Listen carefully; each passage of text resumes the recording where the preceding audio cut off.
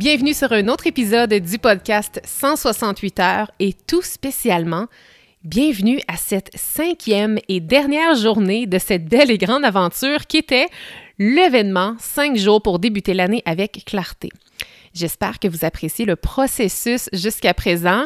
Je ne sais pas si une petite nostalgie est avec vous, mais moi, on dirait que oui, en fait, parce que je suis en train d'animer, d'enregistrer la toute dernière capsule de notre bel événement Clarté ensemble. Très, très excitant cependant parce qu'à la fin de l'exercice que je vais vous enseigner et que je vais vous recommander de faire aujourd'hui, vous allez enfin voir le brouillard se dissiper parce que oui, c'est normal si jamais tout n'est pas encore clair, ça va vraiment être clair à la fin de la journée d'aujourd'hui, une fois que votre exercice va avoir été complété. Donc, merci à tout le monde qui a été avec moi en fait depuis les 5 dernières journées et si jamais vous venez de découvrir peut-être le balado, le podcast 168 heures ou peut-être aussi que vous venez de découvrir cet épisode-ci par pur hasard et vous avez été interpellé par le titre qui est « Clarifier les 12 prochains mois de son année », je vous invite à retourner quelques épisodes auparavant afin de vraiment vous immerser au complet de cette belle expérience-là qu'est l'événement hors série du podcast 168 heures qui se nomme « 5 jours pour débuter l'année avec clarté ». Donc, ensemble, au cours des 5 journées très précises, on dresse un plan. On va vraiment aller travailler en profondeur pour arriver à aujourd'hui, à vraiment clarifier les 12 prochains mois de son année. Cependant, pour arriver à clarifier clairement et non de façon superficielle, là, mais vraiment d'aller clarifier en profondeur les 12 mois à venir, il est vraiment essentiel d'avoir complété dans l'ordre les 4 journées précédentes, à la fois l'écoute de ces 4 épisodes-là, mais également les exercices qui allaient avec. Voilà. Et puis, on dirait que j'ai envie de nous faire languir un petit peu pour juste prolonger l'expérience. Je vais faire un retour sur la semaine si ça vous tente. Je vais vraiment faire un petit retour rapide sur qu'est-ce qu'on a exploré ensemble. Alors, jour 1, lundi, on est allé plonger dans votre histoire. On est allé vraiment regarder c'était quoi votre passé. Il y avait des choses qui étaient peut-être un petit peu plus douloureuses, mais on n'est pas resté là. On est allé rendre notre passé un petit peu plus neutre, puis on l'utilise un peu comme un enseignant, comme un apprentissage dans le but de grandir de ces épisodes passés-là, plutôt que de s'y rattacher avec une lourdeur ou bien comme un boulet. Ensuite, mardi, la seconde journée, c'est toujours une activité qui est très, très, très attendue et je sais que j'ai eu des super, super bons retours à ce sujet. Donc, c'est la méditation de visualisation au jour 2 qu'on a fait ensemble et on est vraiment allé explorer votre future self. J'espère que vous avez aimé cette belle rencontre-là et je suis certaine en fait que l'exercice que vous avez fait va vous permettre de garder vraiment des images claires de ce que vous avez vu et justement, on va y revenir un peu plus tard, mais l'exercice de la journée 2 est très, très, très importante dans notre journée d'aujourd'hui parce qu'on va y revenir à ça. Également, mercredi, 3e journée de l'événement, on est allé explorer de façon très concrète votre situation présente, voir où est-ce que vous vous situez présentement et on est allé aussi mettre en place potentiellement des standards de vie que vous gagneriez à mettre en place dans votre existence dans le but de vous rapprocher de votre vision que vous avez justement explorée à la journée 2. Ensuite, 4e journée, donc hier, jeudi, on est allé voir les blocages qui vont très certainement se dresser sur votre passage quand vous allez commencer à travailler sur vos objectifs. Et ici, je fais notamment allusion aux croyances limitantes et aux nombreuses distractions. Maintenant que la table est bien mise pour notre 5e journée, je pense qu'il est vraiment, vraiment temps de dissiper le brouillard. Je pense qu'on est vraiment prêt et prête pour la clarté. Mais juste avant de commencer, je vous invite à vous replonger dans les 4 activités précédentes. Donc vraiment, là, si vous pouvez prendre le temps. Donc normalement, je vous disais toujours que les activités duraient 30 minutes. Ça peut encore être le cas, mais si vous pouvez prolonger un petit peu l'expérience aujourd'hui, ça serait intéressant parce que je vous recommanderais vraiment d'aller tout simplement relire tous les résultats que vous avez obtenus dans les premières journées. Alors, tu sais, je veux vraiment vous garder en tête où est-ce que vous vous trouvez présentement, mais soyez également consciente de votre passé et également soyez consciente de où est-ce que vous voulez vous en aller et des standards qui sont peut-être nécessaires pour justement vous aligner avec cette nouvelle vision-là. Moi, ce que j'aimerais que vous fassiez aujourd'hui, ça va être de reprendre justement la liste des rêves et des ambitions que vous avez dressées après la visualisation du jour 2. Alors, on reprend la journée, l'exercice du jour 2. On regarde c'était quoi la liste des objectifs et des ambitions et qu'est-ce qu'on va faire pour chacun d'eux. On va voir lesquels qu'on va prioriser cette année, lesquels qu'on va faire dans un horizon de 0-3 ans, lesquels on va faire dans un horizon de 3 à 5 ans et lesquels on va faire dans 5 à 10 ans. Et même, on va aller plus loin que ça. On va aller placé dans une case qui est destinée à plus de 15 ans. Donc là, je vous dis tout ça, mais quand vous téléchargez le cahier d'exercice du jour, vous allez voir qu'il y a un beau tableau prévu à cet effet où vous allez pouvoir aller déposer vos différents rêves, vos différents objectifs dans le bon cadran, soit les cadrans que je viens de nommer, soit celui de cette année, celui de 3 ans, celui de 5 ans et ainsi de suite. L'exercice que je vous propose aujourd'hui peut être vraiment très simple pour certains, alors que pour d'autres, ça peut s'avérer être un réel défi. Donc, pour vous aider dans votre prise de décision, j'ai envie de vous donner un précieux conseil qu'on m'a un jour partagé. Personnellement, moi, ce conseil-là, je pensais qu'il ne s'appliquait pas à moi. Moi, je pensais que j'étais différente des autres et je pensais que ça ne s'appliquait pas. Donc, ça s'est avéré faux, en fait, parce que ça s'applique très bien à moi. Ce qui fait que j'ai aujourd'hui envie de vous le partager. Puis pourquoi je vous le partage à vous? Parce que je pense que plusieurs membres de ma communauté me ressemblent beaucoup. En fait, je pense qu'on est plusieurs ici à avoir un souci de performance élevé. Ce qui fait que quand on a un souci de performance élevé, qu'est-ce qui arrive? Bien, c'est qu'on veut souvent mettre le 3/4 de nos objectifs dans la même année, puis on pense en plus de ça que ça va être possible d'y arriver. Donc, si j'ai envie de vous dire, c'est que le conseil que je vais vous dire, c'est que on ne peut pas courir après plus d'un rêve à la fois. Puis moi, je me disais avant, mais oui, moi, je suis capable de réaliser plusieurs rêves et plusieurs objectifs à la fois. Mais la vérité, c'est que non. Puis pourquoi? Parce qu'en fait, pour réaliser un rêve, il faut être à 100% dessus. Et si, en fait, la mathématique de la chose, c'est qu'on ne peut pas être à 100% partout en même temps. Si on choisit d'être sur 2 projets en même temps, c'est peut-être qu'on est à 70-30%. Peut-être qu'on est à 50-50, peut-être qu'on est à 60-40, mais on n'est pas à 100% sur chacun d'eux. Donc, gardez en tête, justement, quand vous allez faire l'exercice du jour, que vous ne pouvez pas atteindre tous vos objectifs en même temps.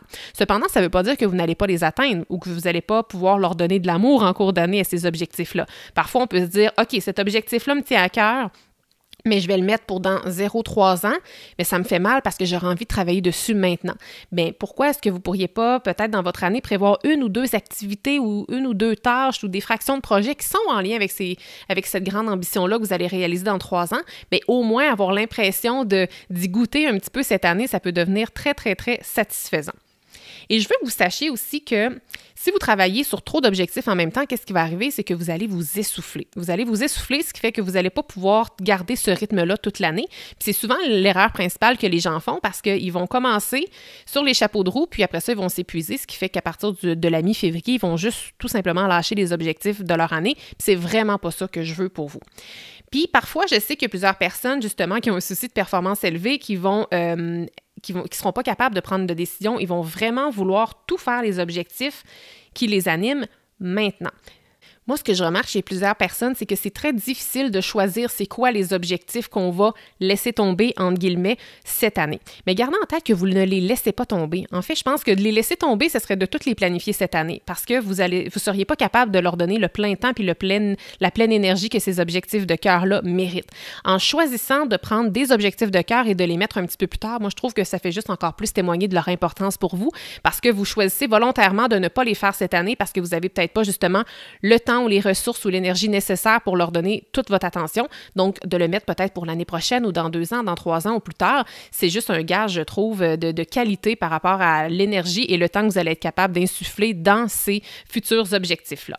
Alors, gardez ceci en tête et si vous voulez vraiment avoir une idée concrète de combien d'objectifs qu'on devrait avoir dans notre année, en fait, on devrait se fixer un maximum de 5 à 7 gros objectifs pour les 12 prochains mois à venir. Je sais que c'est pas beaucoup. Il y en a plusieurs qui peut-être voulaient se fixer 5 à 7 objectifs par trimestre, mais vraiment, si vous voulez vous garantir de réussir, donnez-vous au moins la chance. Et pour vous donner la chance, il ne faut pas s'auto-saboter et mettre trop d'objectifs en peu de temps. Vraiment, basez-vous sur cette moyenne-là de 5 à 7 objectifs. Je veux dire, vous allez sûrement pas mourir là, si vous en mettez un 8e, mais allez pas vous rendre à 10 ou à 15 parce que là, ça va devenir un petit peu plus irréaliste. Puis quand on tombe dans l'irréalisme, il y a le stress, il y a l'angoisse qui peut rentrer là-dedans. Puis la dernière chose que je veux finalement, c'est que vous ne les atteignez pas, ces objectifs-là. Alors maintenant que vous avez tous ces beaux conseils-là en tête, je vous invite à utiliser le document du jour, le cahier d'exercice, pour justement aller placer vos rêves et vos objectifs que vous avez identifiés un petit peu plus tôt cette semaine dans le bon horizon de temps. Prenez le temps de réfléchir, puis prenez le temps de mariner aussi. Là, c'est correct si vos réponses ne viennent pas toutes immédiatement aujourd'hui, sinon ça va peut-être aller à demain, mais à tout de moins, allez placer les gros morceaux dans la bonne case. Et puis, je pense que si vous avez pris le temps de faire correctement les 5 activités de cette semaine, je suis persuadée que vous allez avoir devant vous une liste détaillée des objectifs et des rêves que vous devriez prioriser en fait cette année. Donc, c'est vraiment les choses, les éléments, les projets sur lesquels vous devriez accorder votre attention, votre précieux temps, votre précieuse énergie pour les 12 prochains mois. En bonus, qu'est-ce qui est le fun, c'est que oui, vous repartez avec un plan clair pour l'année, mais plus que ça, vous partez avec un portrait global de votre grande vision. Donc, vous allez déjà pouvoir utiliser ce plan-là l'année prochaine pour travailler sur le prochain horizon. Donc, je suis super emballée pour vous. Donc, je vous rappelle qu'avant de faire l'exercice du jour, il faut vraiment s'assurer qu'on a complété les 4 exercices précédents. C'est vraiment primordial pour aller chercher un maximum de bienfaits. Une fois que vous allez avoir clarifié également vos objectifs pour la prochaine année, n'hésitez pas à retourner voir les pièges et illusions invisibles qu'on a vus ensemble hier. Également, pour faire l'exercice, si vous étiez inscrite à l'événement, vous avez déjà le cahier d'exercice dans votre boîte courriel qui vous attend.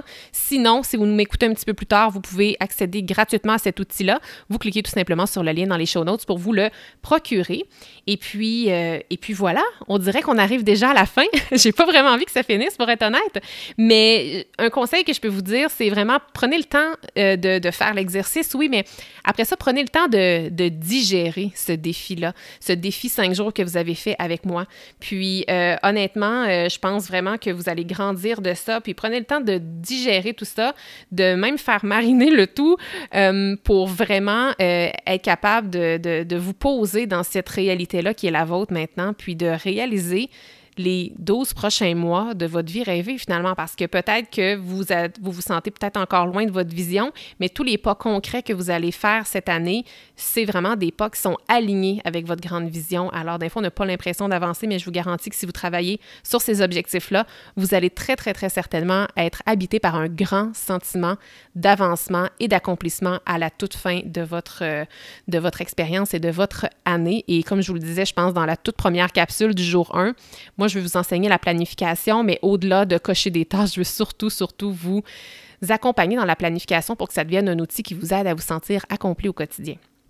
Alors voilà, j'espère que vous avez aimé cette expérience-ci autant que j'ai eu de plaisir à la créer. Je vous invite, ça me toucherait vraiment, vraiment beaucoup si vous pouviez prendre un petit 2 minutes de votre temps pour laissez un commentaire sur Apple Podcasts ou sur Spotify, sinon peut-être sur les médias sociaux, venir écrire sous les publications tout simplement pour faire mousser un petit peu les algorithmes, faire connaître davantage le podcast, mais surtout aussi faire découvrir cet événement gratuit et puissant-là qui est vraiment à la portée de tous.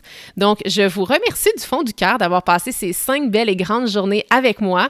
Je suis emballée également par cette nouvelle année. N'hésitez pas à me partager également si vous avez envie de me partager vos objectifs. Des fois, juste de se là, vous pouvez nous envoyer ça par courriel. Mon équipe et moi, ça va nous faire un grand, grand plaisir de vous lire et de vous répondre surtout. Et je veux vous dire, pour les personnes qui font le défi en direct, au sens où dans les vraies journées du calendrier de la nouvelle année, si vous êtes inscrit ou inscrite, vous allez recevoir dans quelques jours un petit cadeau également par courriel. Alors, restez à l'affût. Je pense que ça va être, ça va être une suite logique à ce qu'on est en train de faire. Puis je pense que ça va juste pouvoir vous aider à aller un petit peu plus loin. Alors voilà, un immense merci d'avoir été avec moi et je vous dis à très bientôt et je vous souhaite encore une fois une merveilleuse nouvelle année. Merci d'avoir été là. Si cet épisode vous a plu, est-ce que je peux vous demander un petit service? Allez évaluer le podcast 168 heures en lui donnant un 5 étoiles et abonnez-vous pour ne rien manquer. C'est honnêtement la meilleure façon de le faire découvrir aux autres, puis en même temps, ça me témoigne que vous l'aimez. J'ai déjà hâte qu'on se retrouve et d'ici là, assurez-vous de profiter pleinement des 168 heures de votre semaine. À bientôt!